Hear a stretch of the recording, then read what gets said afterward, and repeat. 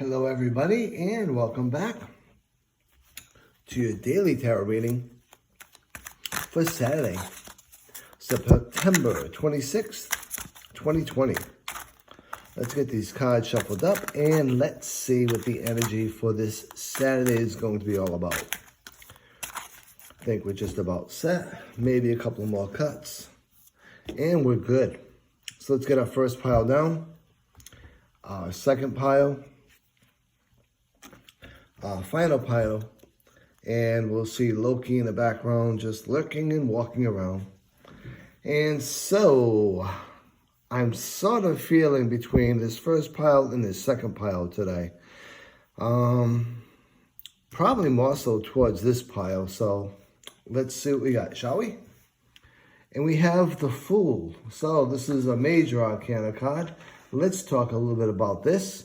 The Fool card is the very beginning of the major arcana.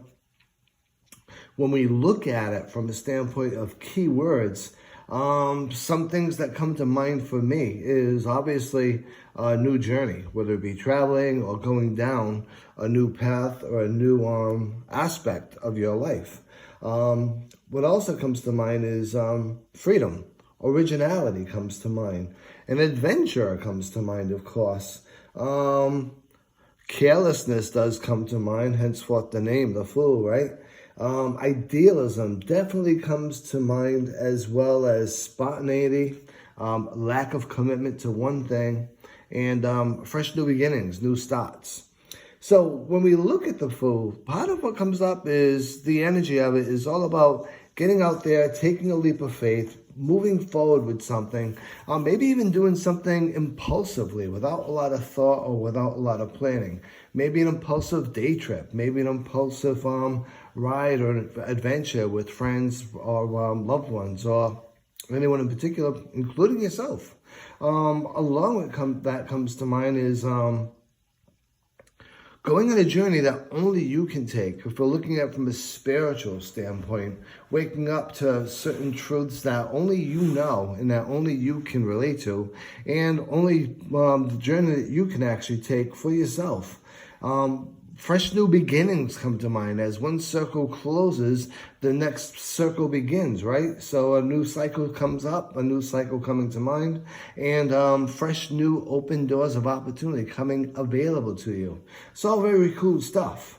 Now, looking at it from a a shadow standpoint, one of the things you want to be cautious of is not acting childishly, not acting immaturely. You don't want to avoid reality by going down a new path. You don't want to leave a situation that's going on right now and start a new one without closing out the current situation. You don't want to pretend to be ignorant of any fact or any situation just to get through it or get beyond it.